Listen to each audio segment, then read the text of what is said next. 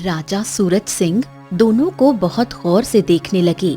उनकी निगाहें जैसे ही राजकुमार अर्जुन और राजकुमार रतन पर टिकी, राज्यसभा में सन्नाटा था। मामला बड़ा विचित्र है। अब एक मित्र कहता है कि दूसरे मित्र ने उससे 5000 स्वर्ण मुद्राएं उधार ली ही नहीं। दूसरा मित्र कहता है कि उसने ली है और लौटाना नहीं चाहता। और दोनों के चेहरे पर सच्चाई झलक रही है, दोनों की आंखों में मासूमियत भी है। अब मैं फैसला तुम्हारे ऊपर छोड़ता हूँ राजकुमार अर्जुन। अगर तुम इस मामले में सही न्याय कर पाए और असली चोर को पकड़ पाए तो इस राज गद्दी के वारिस तुम होगे। ये कहकर राजा ने अपने छोटे पुत्र राजकुमार रतन की ओर देखा। और अगर तुम्हारा बड़ा भाई ये मामला नहीं सुलझा पाया रतन, तो फिर इस राज्य के असली उत्तराधिकारी तुम होगे। राजकुमार अर्जुन दोनों दोस्तों को गौर से देखता रहा। उसके लिए ये तय करना बेहद मुश्किल था कि आखिर सच्चा कौन है और झूठा कौन। हरियापुर गांव का मुखिया कुछ बुजुर्गों के साथ गांव की सीमा पर एक पुराने पीपल के पेड़ के नीचे बैठा था, जहां चारपाइयां बिछी थीं। बातों का सिलसिला चल रहा था कि तभी दूर से घोड़ों की टापों की आवाज सुनाई दी। एक घुड़सवार वहां पहुंचा। वो और कोई नहीं, राजकुमार अर्जुन था। आइए आइए आइए आइए, हम सब आप ही का इंतजार कर रहे थे राजकुमार। आइए आइए, बैठिए बैठिए।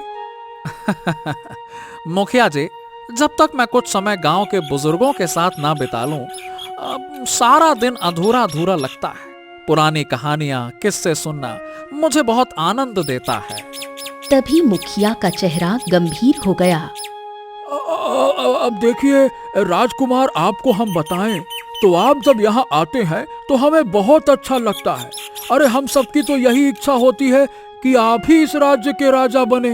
परंतु अब देखिए, हम आपको बताना तो नहीं चाहते थे कि आपके पिता महाराजा सूरज सिंह आपका हम जैसे छोटे लोगों के बीच बैठना पसंद नहीं करते। हाँ, मैं जानता हूँ मुखिया जी, पिताजी इस बात को पसंद नहीं करते हैं कि मैं साधारण लोगों के बीच में बैठूं, बातचीत करूं। परंतु वो ये नहीं समझते हैं कि जो राजा प्रजा से भावनात्मक रूप से जुड़ा नहीं होगा, वो कभी भी अच्छा राजा नहीं बन सकता। आपके साथ बैठने से मुझे बहुत कुछ सीखने को मिलता है। गांव की समस्याएं समझ में आती हैं, पता चलता है कि किन संसाधनों की जरूरत है। और मैं जब भी आपके बीच में होता हूँ, खुद को आपके जैसा ही महसूस करता हूँ, है ना? तो आप पिताजी की इन बातों पर ध्यान मत दीजिए। पिताजी को छोड़िए, मुझ पर ध्यान दीजिए। मुखिया की आंखें चमक उठी। वो मुस्कुराने लगा और राजकुमार बुजुर्गों के साथ हंसी मजाक में खो गया। शाम ढलते ही अर्जुन उठा, घोड़े पर बैठा और महल की ओर लौट गया। जैसे ही वो महल के अंदर पहुंचा, राजा सूरज सिंह गुस्से से भरकर बोला, राजकुमार, आज तुम फिर से गांव गए थे? हाँ पिताजी, मुझे बड़े बुजुर्गों के साथ उठना बैठना अच्छा लगता है, तो इसीलिए। बस इससे आगे एक शब्द भी मत कहना। अरे तुम्हारे ये प्रवचन मैं बहुत सुन चुका। अगर तुम्हें अच्छा राजा बनना है तो दरबार में बैठो, दरबार में सीखो कि मैं कैसे न्याय करता हूँ। अच्छा राजा केवल वो नहीं बनता जो प्रजा के साथ बैठकर साधारण बन जाए। बात करते हो, अच्छा राजा वो होता है जो सिंहासन पर बैठकर न्याय करना सीखे, समझे? तभी वहां अर्जुन का छोटा भाई राजकुमार रतन आ पहुंचा। पिताजी, आप अपना समय बर्बाद कर रहे हैं। बड़े भैया को समझाने से कोई फायदा नहीं। इनका मन राजमहल में नहीं बल्कि गांव में लगता है, गांव में। मुझे तो लगता है कि आप इन्हें गांव की जमींदारी दे दीजिए और मुझे बनाइए ना राज्य का राजा। देखिए मैं कैसे शासन करता हूँ। अगर तुम्हारे बड़े भाई की हरकतें ऐसी ही रहीं तो यकीनन मुझे यही करना पड़ेगा। वैसे भी तुम मेरे पुत्र हो और सिंहासन वही संभालेगा जो योग्य होगा। और जो मुझे लगता है कि तुम योग्य हो। पिताजी, बगैर परीक्षा के आप यह फैसला नहीं कर सकते कि सिंहासन पर बैठने के लिए कौन योग्य है और कौन अयोग्य। हाँ, तो चिंता मत करो, समय आएगा जब तुम दोनों की परीक्षा होगी और तभी तय होगा कि इस राज्य का उत्तराधिकारी कौन होगा। लेकिन कल से तुम मेरे साथ दरबार में बैठोगे। जब भी कोई विचित्र मुकदमा आएगा तब मैं तुम्हें और तुम्हारे भाई को यह अधिकार दूंगा कि तुम तय करो सच्चा न्याय किसका होगा। हरियापुर गांव में रहने वाले दो व्यापारी हीरालाल और पन्नालाल थे, जो अपनी गहरी मित्रता के लिए जाने जाते थे। एक दिन दोनों व्यापारी अपने अपने माल को बेचकर बैलगाड़ियों से गांव लौट रहे थे। ए पन्ना, वो देखो, वो सामने एक तालाब है। चलो वहीं बैठकर थोड़ा विश्राम करते हैं और जो भी मुनाफा हुआ है उसको ईमानदारी से बंटवारा कर लेते हैं। चलो। बिल्कुल सही कह रहे हो हीरा, चलो चलो चलो। दोनों ने बैलगाड़ियां तालाब के किनारे रोक दी। वहां बैठकर दोनों ने अपनी थैलियां खोली और मुद्राएं निकालनी शुरू की। हाँ, तो पन्ना, ये लो तुम्हारे हिस्से की 100 मुद्राएं और ये रही मेरे हिस्से की 150 मुद्राएं। ये सुनकर पन्नालाल का चेहरा बदल गया। हैं? ए हीरा, ये क्या तरीका हुआ भाई? बंटवारा तो बराबर से होना चाहिए ना। तुम 50 मुद्राएं ज्यादा कैसे रख सकते हो? हैं? अरे ये कैसी बातें कर रहे हो पन्ना? मेरा माल अधिक था, इसीलिए माल बेचने के हिसाब से मुझे 50 मुद्राएं ज्यादा मिलना स्वाभाविक है। क्या गलत है इसमें? अरे यार, तुम्हारा ये पहली बार का नहीं है हीरा। जब देखो तब तुम यार हिसाब किताब में बहुत गड़बड़ी करते हो। तुम हमेशा बंटवारे में बेईमानी कर लेते हो। दिमाग खराब कर दिया तुमने मेरा। वाह वाह वाह वाह वाह, कैसे मित्र हो भाई तुम। मैं तो दोस्ती का लिहाज करके हमेशा तुमको ज्यादा हिस्सा देता रहा, लेकिन इस बार नहीं नहीं नहीं नहीं, इस बार तुम्हें ज्यादा हिस्सा नहीं दूंगा। बेईमानी मैं नहीं, बेईमानी तुम करते हो। हाँ, ठीक है ठीक है ठीक है ठीक है। अब इस बात का फैसला पंचायत करेगी और कोई नहीं। इस बात का फैसला अब राज दरबार में होगा। चलो देखते हैं कौन कितना लूटता है। बात करते हो? हाँ हाँ, तो मुझको भी मंजूर है, चलो।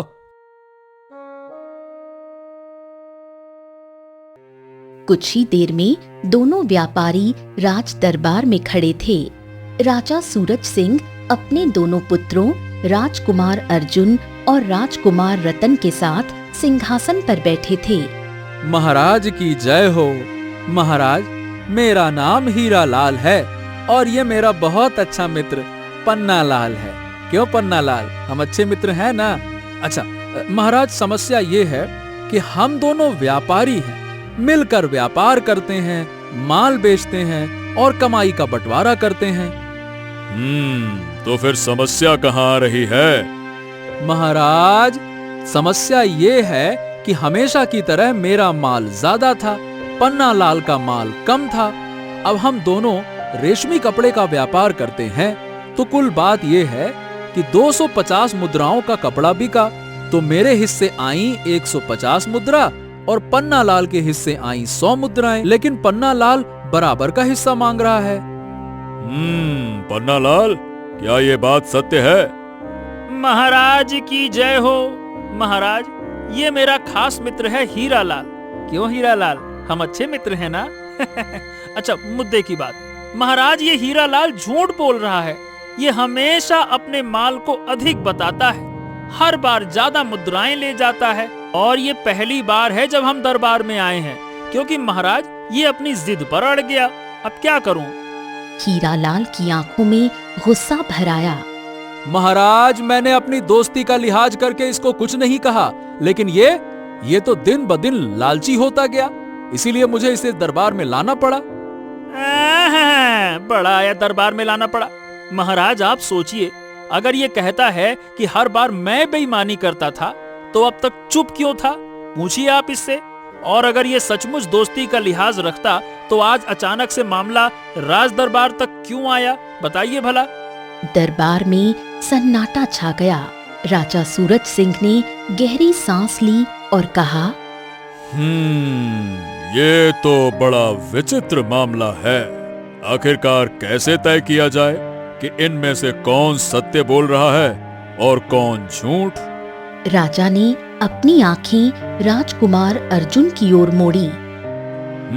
अर्जुन, बताओ, तुम्हारे हिसाब से इनमें सच्चा कौन है? दावे से तो नहीं कह सकता, लेकिन मुझे हीरा लाल के चेहरे पर सच्चाई नजर आ रही है। इतना सुनते ही राजकुमार रतन मुस्कुरा उठा।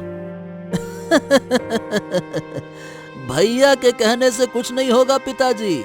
मुझे तो पन्ना लाल के चेहरे पर सच्चाई नजर आ रही है और उसके तर्क भी बड़े मजबूत हैं। भला ऐसे कैसे हो सकता है कि पन्ना लाल हर बार बेईमानी करता रहे और हीरा लाल हमेशा सहता रहे? नहीं नहीं नहीं नहीं। अब अगर दोस्ती का तर्क दे रहे हो तो क्या अब दोस्ती खत्म हो गई क्या, जो राज दरबार चले आए हैं? राजा सूरज सिंह ने रतन की बात पर सिर हिलाया और कहा, मुझे तुम पर गर्व है रतन। हम भी यही सोच रहे थे। बहुत बढ़िया। राजा ने अर्जुन की ओर मुड़कर कहा, अर्जुन, सीखो अपने कुछ छोटे भाई से। इतना कहकर राजा सूरज सिंह ने हीरा लाल से कहा, हाँ, तो पन्ना लाल जो कह रहा है वही सही है। मुझे इसकी बातों पर विश्वास है क्योंकि इसने मजबूत तर्क दिए हैं और तुम्हारे पास अपने दावे को साबित करने के लिए कोई ठोस प्रमाण नहीं है। इसीलिए तुम्हें पन्ना लाल को बराबर मुद्राएं देनी होंगी। ये सुनकर हीरा लाल का चेहरा उतर गया। उसने उदास मन से 25 मुद्राएं और निकालकर पन्ना लाल को थमा दी और चुपचाप दरबार से निकल गया। हीरा लाल अपने गांव की सीमा तक पहुंचा ही था कि पीछे पीछे पन्ना लाल आ पहुंचा। ए हीरा, ए तुम बार बार ऐसा काहे करते हो भाई? बस बस बस पन्ना, बस बहुत हो गया। इस बार तो तुमने हद ही कर दी। आज से हमारी दोस्ती खत्म। अरे ये कैसी बातें करते हो हीरा? एक तो तुम धन में बेईमानी करते हो, ऊपर से जब फैसला मेरे हक में हो गया तो नाराज भी मुझसे ही हो रहे हो। ये क्या बात हुई भाई? हम दोनों अच्छे दोस्त नहीं हैं क्या? बताओ।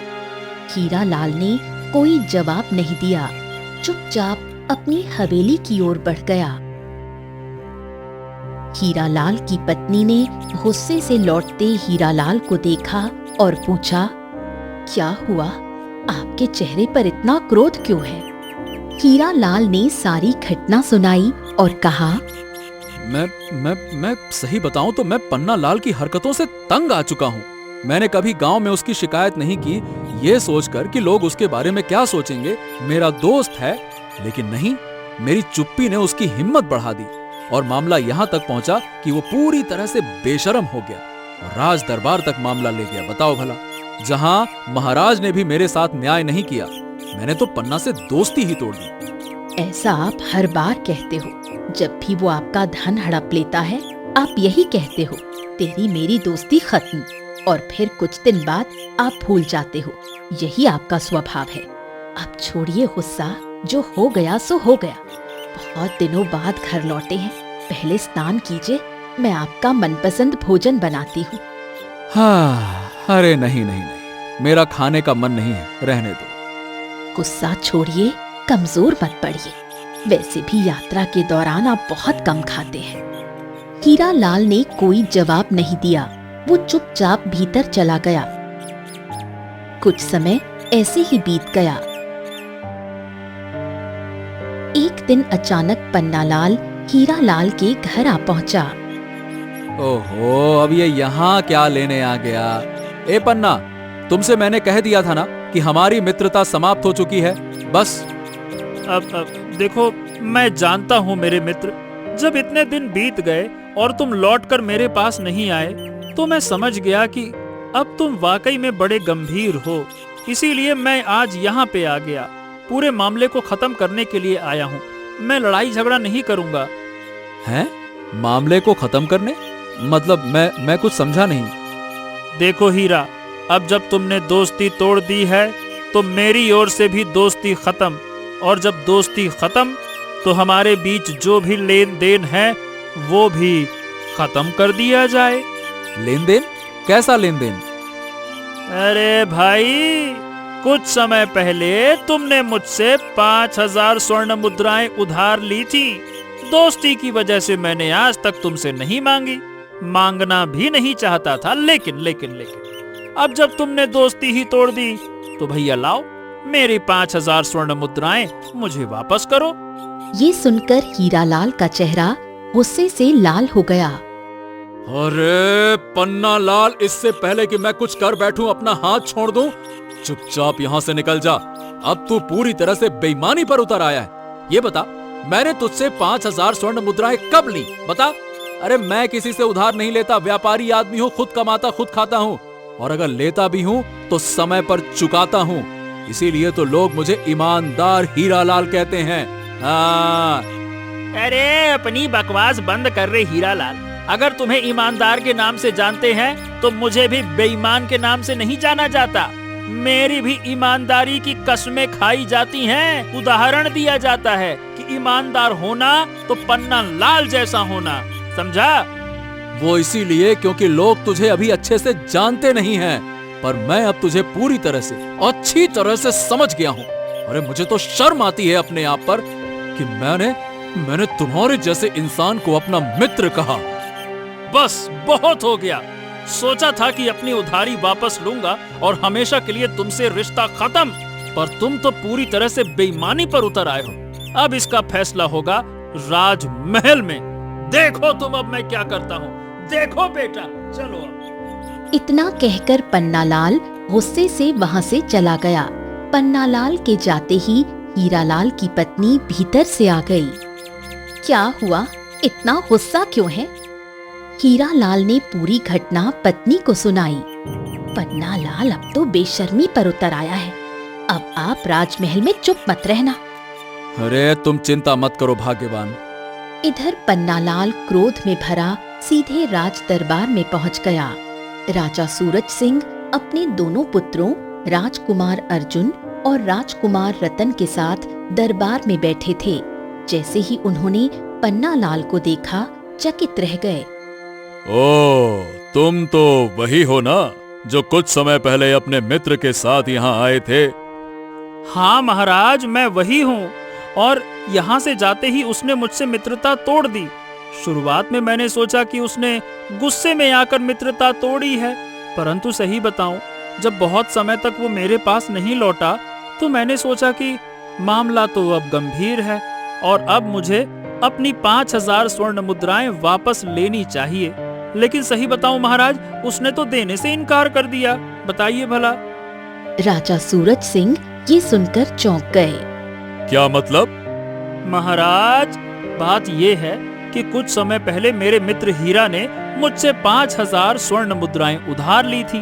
अब दोस्ती की वजह से मैंने कभी नहीं मांगा कि चलो ठीक है, दोस्त है, परंतु अब आप सोचिए, जब उसने मित्रता ही तोड़ दी तो मैंने अपनी स्वर्ण मुद्राएं वापस मांगी, लेकिन उसने देने से साफ साफ इनकार कर दिया। बल्कि वो तो कहता है कि उसे याद ही नहीं है कि उसने मुझसे 5000 स्वर्ण मुद्राएं ली थीं। ये सुनकर राजा सूरज सिंह के चेहरे पर क्रोध झलक उठा। अगर ऐसा है तो उसे कड़ी से कड़ी सजा दी जाएगी। तभी राजकुमार अर्जुन ने हाथ उठाकर कहा, पिताजी, मुझे लगता है कि एक बार हीरालाल को भी यहाँ पे बुला लिया जाए। ठीक है। राजा ने एक सैनिक को आदेश दिया। सुनो, जाओ हीरालाल को लेकर आओ।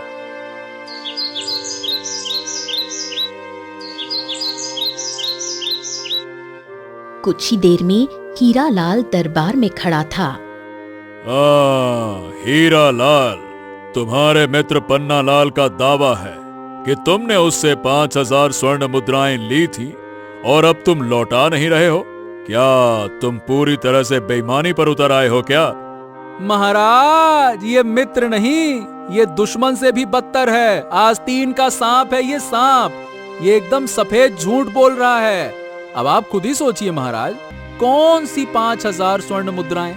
महाराज, अगर इसकी मुद्राएं मुझ पर बाकी होती तो ये पिछली बार जब राजमहल आया था तभी 5000 मुद्राओं की बात करता ना।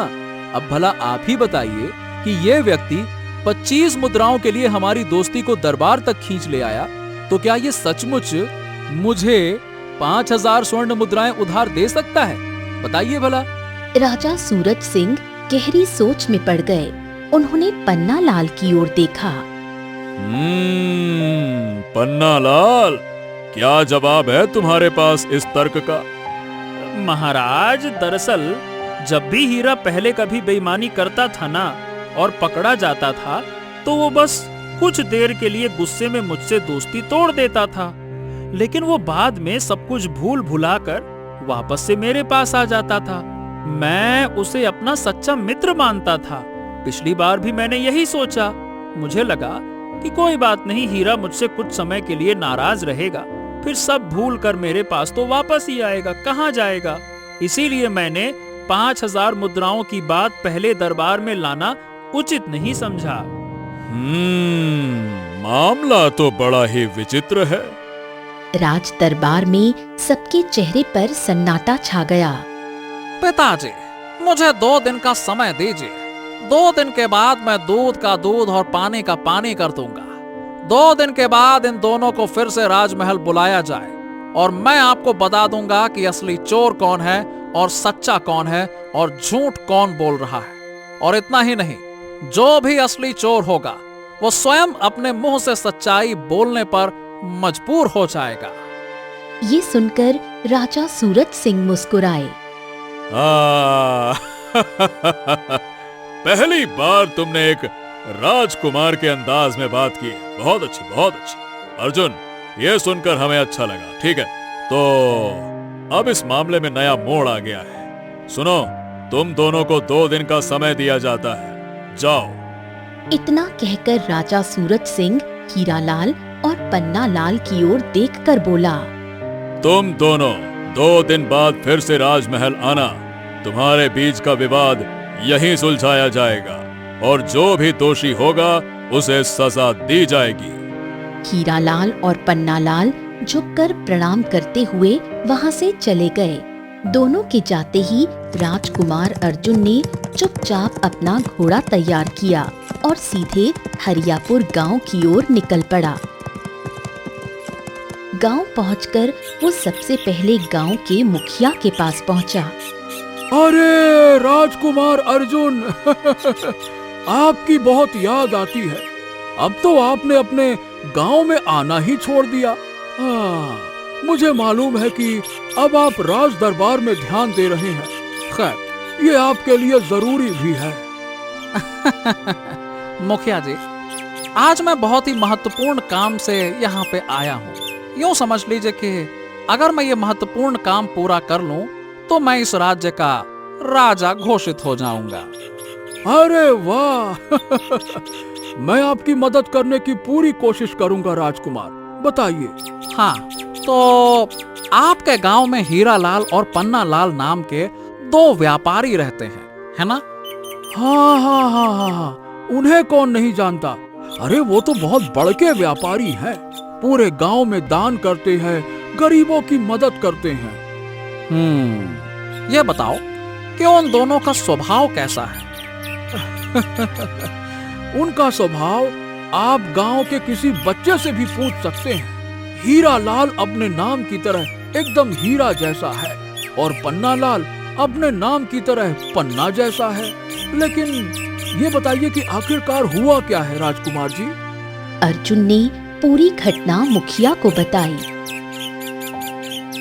ओह, ये तो बहुत ही विचित्र बात है राजकुमार। ये तो फैसला करना बड़ा मुश्किल होगा, क्योंकि दोनों ही बहुत अच्छे इंसान हैं। मतलब ना मैं हीरा की बुराई कर सकता हूँ ना पन्ना की, और मैं तो ये भी नहीं मान सकता कि दोनों में से कोई किसी की बेईमानी कर सकता है। हाँ? क्या मतलब? मतलब ये है कि ना तो ऐसा हो सकता है कि हीरा पन्ना से 5000 स्वर्ण मुद्राएं ले और वापस ना करे, और ना ही ये हो सकता है कि पन्ना लाल बिना उधार दिए 5000 स्वर्ण मुद्राएं मांगने चला जाए। ये सुनकर अर्जुन गहरी सोच में पड़ गया। इतना कहकर अर्जुन हरियापुर से निकल आया और एक घने वृक्ष के नीचे बैठ गया। हाँ, गांव के मुखिया की बातों से लगता है कि दोनों ही बहुत अच्छे इंसान हैं, पर यह कैसे संभव है कि दोनों सच्चे हों? यह तो संभव नहीं। किसी एक ने तो अच्छाई का नकाब पहन रखा है, लेकिन आखिरकार पता कैसे लगाया जाए? कैसे पता लगाया जाए कि कौन सच्चा है और कौन झूठा? अर्जुन गहरी सोच में डूबा ही था कि तभी वहाँ एक भिखारी आ गया। भगवान के नाम पर दे दो राजकुमार, भगवान के नाम पर। अर्जुन ने उस भिखारी को गौर से देखा। अचानक उसकी आंखों में एक चमक आ गई। हाँ, इसी तरकीब से झूठ और सच का पर्दाफाश किया जा सकता है। ठीक। इतना बोलकर राजकुमार अर्जुन भिखारी से बोला, सुनो, ये लो कुछ मुद्राएं, और हाँ, क्या तुम अपने कपड़े बेचोगे? राजकुमार, ये आप कैसी बातें कर रहे हैं? आप मेरे कपड़े पहनेंगे आप? अरे हाँ, ज्यादा गहराई में मत जाओ। जो पूछा है वो बताओ, बेचोगे? तो राजकुमार, आपको खरीदने की क्या जरूरत है? आप ऐसे ही मांग लीजिए। इतना कहकर भिखारी ने अपने वस्त्र राजकुमार अर्जुन को दे दिए। राजकुमार अर्जुन ने कुछ मुद्राएं और भिखारी के हाथ में रख दी और कहा, ये लो, और जाओ अपने लिए कुछ अच्छे वस्त्र खरीद लेना। जाओ। भिखारी वहाँ से खुश होकर चला गया। अर्जुन ने उसका हुलिया पहन लिया, फटे पुराने कपड़े, और बिल्कुल भिखारी जैसा हो गया। फिर वो रात होने का इंतजार करने लगा। रात होते ही अर्जुन सबसे पहले हीरा लाल के घर जा पहुंचा। दरवाजा खटखटाया। अपनी फटी हुई वेशभूषा में से एक पोटली निकाली और दरवाजे पर रखकर चुपचाप हट गया। हीरा लाल ने दरवाजा खोला, चारों तरफ देखा, कोई नहीं था।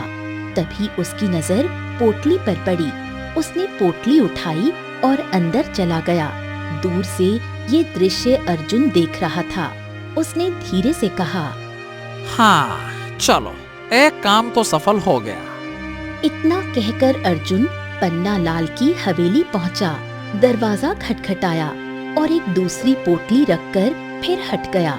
पन्ना लाल बाहर आया, इधर उधर देखा, कोई नहीं दिखा। तभी उसकी नजर पोटली पर पड़ी। उसने तुरंत पोटली उठाई और घर के अंदर ले गया। अर्जुन, जो भिखारी के रूप में था, हीरालाल के दरवाजे पर लौटा और खटखटाने लगा। अरे, कौन है इतनी रात में? हीरालाल ने दरवाजा खोला। सामने भिखारी को देखकर चौंक गया। मैं भिखारी नहीं हूँ, मैं दूर राज्य का यात्री हूँ। व्यापार करने जा रहा था, अचानक डाकुओं ने पकड़ लिया, मुझसे धन मांगा, पर मैं किसी तरह से भाग आया और मेरी ऐसी हालत हो गई है। इस गांव तक तो आ पहुंचा तो सोचा सराय में रुक जाऊं, मगर कोई सराय नहीं मिला। बस थोड़ी देर पहले तुम्हारे घर के पास से गुजर रहा था। उसके बाद महसूस हुआ कि मेरी पोटली, जिसमें 5000 स्वर्ण मुद्राएं थी, वो कहीं गिर गई। बस वही ढूंढ रहा हूँ। क्या तुम्हें मेरी पोटली मिली है क्या? हीरालाल चौंका और सोच में पड़ गया। तभी उसकी पत्नी बाहर आई। क्या हुआ? कुछ देर पहले किसी ने दरवाजा खटखटाया था भाग्यवान। बाहर देखा तो कोई नहीं था, एक पोटली पड़ी थी, और ये व्यक्ति कह रहा है कि ये पोटली उसकी है। हम कैसे मान लें कि ये पोटली तुम्हारी ही है? उसमें 5000 स्वर्ण मुद्राएं हैं, जो ठोस सोने की बनी हैं। आप चाहे तो गिन सकती हैं। हीरालाल और उसकी पत्नी अंदर गए, पोटली खोली, मुद्राएं गिनी। सचमुच 5000 थी। हाँ, बिल्कुल 5000 ही हैं। तो इसका मतलब ये सच कह रहा है। हाँ, तुम सही कह रही हो। बेचारा बुरी हालत में है। लगता है कि डाकुओं ने बहुत पीटा है इसको और गंदे स्थान पर भी रखा है, तभी तो गंदे कपड़े पहने हैं। हीरालाल पत्नी के साथ पोटली बाहर लाया और भिखारी को देते हुए कहा, हाँ, ये लो व्यापारी, तुम्हारी बात सही है, पोटली तुम्हारी ही है। राजकुमार अर्जुन चुपचाप वहां से चला गया। कुछ देर बाद वो पन्नालाल के घर का दरवाजा खटखटाने लगा। पन्नालाल घर के बाहर आया और भिखारी को देखकर चौंक उठा। अरे इतनी रात को अब मेरे घर पर कौन भिखारी आ गया? कौन हो तुम भाई? हैं? राजकुमार अर्जुन ने पन्नालाल से वही बात कही जो उसने हीरालाल से कही थी। क्या आपको वो पोटली मिली है? ये सुनकर पन्नालाल चौंक गया। वैसे तो मुझे कोई पोटली नहीं मिली, और अगर मिली भी होती तो मैं तेरे जैसे भिखारी को बिल्कुल नहीं देता। शक्ल से तो तू व्यापारी तो दूर दूर तक नजर नहीं आ रहा, नकली व्यापारी कहीं का। राजकुमार अर्जुन रोते हुए बोला। हाँ, ऐसा मत कहिए। अगर आपको वो पोटली मिली है तो कृपया करके मुझे वापस कर दीजिए। उसमें मेरी 5000 स्वर्ण मुद्राएं हैं, मेरे जीवन भर की कमाई है। मुझे वापस कर दीजिए। पन्नालाल क्रोधित होकर बोला। अरे चल निकल जा यहाँ से, इससे पहले कि मैं धक्का देकर बाहर निकालूं। मुझे कोई 5000 मुद्राओं की पोटली नहीं मिली। चल निकल यहाँ से। इतना कहकर पन्नालाल ने दरवाजा बंद कर लिया। राजकुमार अर्जुन मुस्कुराता हुआ वहाँ से चला गया।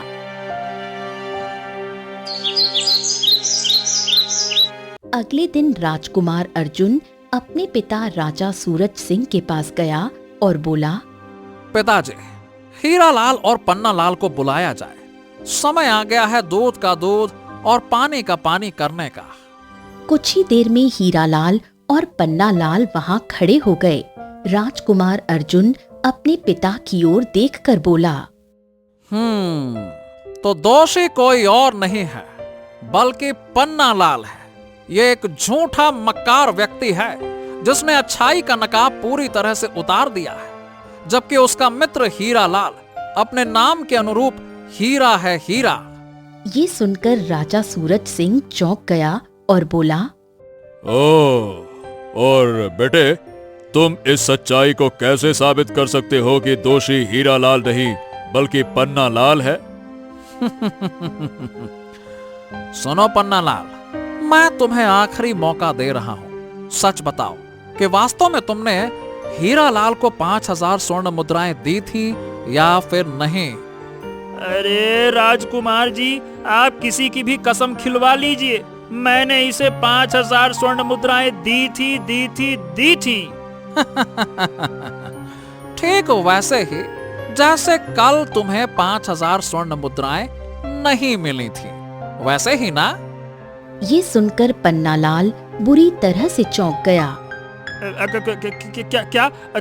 क्या मतलब है आपका? कल रात को मैंने अपनी आंखों से देखा था कि तुमने अपनी हवेली का दरवाजा खोला और जो पोटली मैं तुम्हारे दरवाजे पर रख कर गया था, जिसमें के गिनकर 5000 शुद्ध सोने की मुद्राएं थीं, उसे तुमने उठा लिया। कुछ देर बाद जब मैं भिखारी के रूप में उन्हें वापस लेने के लिए तुम्हारे पास आया तो तुमने साफ इनकार कर दिया। इसके विपरीत यही काम मैंने हीरालाल के घर पर भी किया, मगर हीरालाल और उसकी पत्नी ने उन मुद्राओं को बिना शक और बिना लालच के मुझे वापस कर दिया। राजकुमार अर्जुन ने ये कहते हुए सारी घटना अपने पिता राजा सूरज सिंह और राजकुमार रतन को बताई और वही भिखारी वाले वस्त्र सबके सामने दिखाए। हाँ, क्यों पन्नालाल, अब बोलो, आप कुछ याद आया कि नहीं आया? इतना कहकर राजकुमार अर्जुन सैनिक से बोला। सुनो, जाकर पन्नालाल के घर की तलाशी लो, तुम्हें एक लाल रंग की पोटली मिलेगी। उनका सैनिक तुरंत आदेश पाकर वहां से चला गया। कुछ देर बाद सैनिक एक पोटली राजकुमार अर्जुन को देते हुए बोला। राजकुमार, हमें पन्नालाल के घर से ये पोटली मिली है, ये देखिए। राजकुमार अर्जुन अपने पिता को उस पोटली को देते हुए बोला। हाँ लाओ, ये देखिए पिताजी, अब आप स्वयं ही देख लीजिए। पन्नालाल 5000 मुद्राओं की पोटली देखकर डर गया। मैं यही देखना चाहता था कि तुम में से सबसे ज्यादा ईमानदार कौन है, और ईमानदार हीरालाल निकला। हीरालाल ने बिना किसी लालच के मेरी 5000 स्वर्ण मुद्राएं लौटा दी और वो हीरालाल तुम्हारी 5000 स्वर्ण मुद्राओं की बेईमानी कैसे कर सकता है? और तुमने मेरी आंखों के सामने 5000 स्वर्ण मुद्राओं की पोटली उठाकर अपने हवेली में रख ली थी और बाद में साफ इनकार कर गए। तो तुम भला 5000 स्वर्ण मुद्राएं हीरालाल को कैसे दे सकते हो? झूठे तो तुम हो तुम। अब तुम्हें अपने मुंह से सच बताना होगा। बताओ। मुझे मुझे मुझे क्षमा कर दो राजकुमार। हीरालाल को जब भी ज्यादा मुनाफा होता था तो मेरे मन में उसके प्रति ईर्ष्या हो जाती थी और उसी ईर्ष्या के कारण मैंने ये सब कुछ किया। मुझे क्षमा कर दीजिए महाराज, मुझे क्षमा कर दीजिए। तुम ईर्ष्यालु भी हो और बेईमान भी। वाह वाह वाह अर्जुन, तुमने साबित कर दिया कि तुम ही इस राजगद्दी के सच्चे अधिकारी हो। शाबाश बेटे, शाबाश। भैया भैया मुझे क्षमा कर दो, मैं अब तक तुम्हें गलत समझता रहा। राजा सूरज सिंह ने तुरंत आदेश दिया। हाँ, तो पन्ना लाल को घसीट कर कारागार में डाल दो और इसे इसके किए की सजा मिलनी चाहिए। गांव वालों को भी पता लगना चाहिए कि जिसने अच्छाई का नकाब पहन रखा था असल में वो झूठ और मक्कारी का नमूना है। सैनिक तुरंत पन्ना लाल को घसीट कर ले गए। पन्ना लाल माफी मांगता रहा, लेकिन राजा सूरज सिंह और राजकुमार अर्जुन ने माफ नहीं किया। राजकुमार अर्जुन ने हीरालाल के कंधे पर हाथ रखा। हाँ हीरालाल, मुझे गर्व है आप पर। बहुत खुशी हुई यह देखकर कि हमारी प्रजा में आपके जैसे लोग भी हैं जो पूरी तरह से ईमानदार हैं। बहुत अच्छे। राजकुमार अर्जुन ने हीरालाल की भरपूर प्रशंसा की और ढेर सारा इनाम देकर उसे विदा किया। कुछ ही दिन बाद राजा सूरज सिंह ने राजकुमार अर्जुन को राज्य का नया राजा घोषित कर दिया। राज्य में खुशियां फैल गईं। हर ओर जश्न का माहौल बन गया। लोगों ने कहा, जब तक इस धरती पर अर्जुन जैसे न्याय प्रिय राजा हैं, तब तक इस राज्य में अन्याय कभी सिर नहीं उठा सकता।